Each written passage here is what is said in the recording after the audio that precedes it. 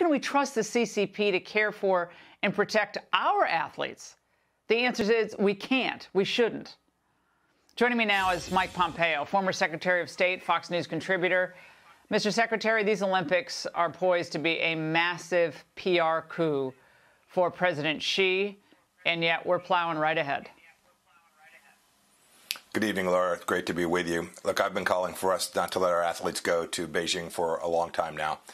I really regret that the leadership in the United States and the IOC has failed these athletes. I love the Olympics like anybody. My mother took me to the LA Olympics. I saw Carl Lewis run. We were sitting in some really high-up seats at the LA Coliseum. I love this event, but your point's well taken. We shouldn't prop up Xi Jinping. This will become known as the Genocide Olympics. What's taking place in Western China is nothing short of genocide.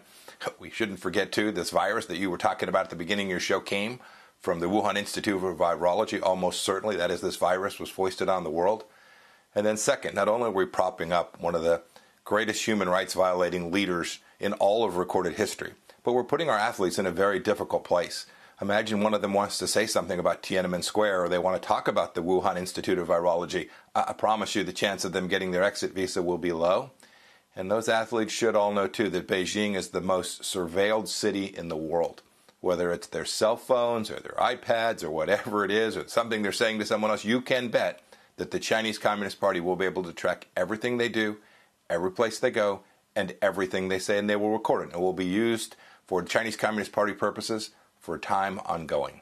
Now, just days ago, this is a little notice story in the Washington Post. It revealed that China was mining for social media data on Westerners. A post-review of bidding documents and contracts for over 300 Chinese government projects since the beginning of 2020 include orders for software designed to collect data on foreign targets from sources such as Twitter, Facebook, and other Western social media. I guess I'm in trouble, Mr. Secretary. Ask me if I care. No one's covered this except this one piece, thankfully, in the Washington Post. You know, I hadn't seen the most recent reporting, but I certainly know precisely what it is they're talking about. It was on your show.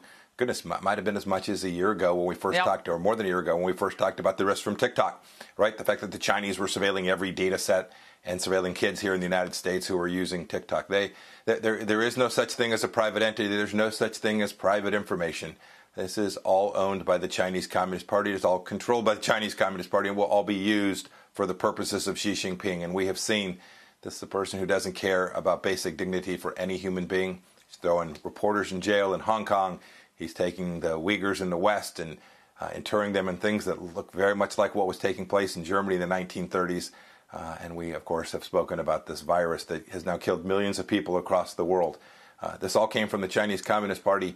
They should be held accountable for each of these things, and they should not be permitted to benefit from the glory of the Olympic movement. I mean, the fact that we never got unique access into that Wuhan lab, we were never able to examine the original documents, the investigation into who patient zero was, and yet a year plus later, almost just a year exactly later, oh, it's just like, applaud, thank you, sir, may I have another? And he's going to be sitting there in all his splendor in the stadium, bragging that they were able to control COVID in their country, of course, by welding people into their apartments.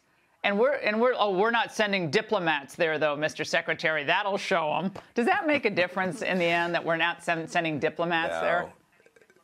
Not a bit. Xi Jinping doesn't care. He's going to get a chance to stand on the world stage. He'll be carried by American media all across the world and global media on the opening night of the games, and there he'll sit talking to the world using Chinese propaganda tools all across the world, talking about this great democracy of China and what a wonderful nation it is. This is the debacle. It shows you that the IOC itself is disconnected from the central things that matter. Now, Mr. Secretary, you've been an incredible leader and a voice on this, and we thank you. Hey, Sean Hannity here. Hey, click here to subscribe to Fox News YouTube page and catch our hottest interviews and most compelling analysis. You will not get it anywhere else.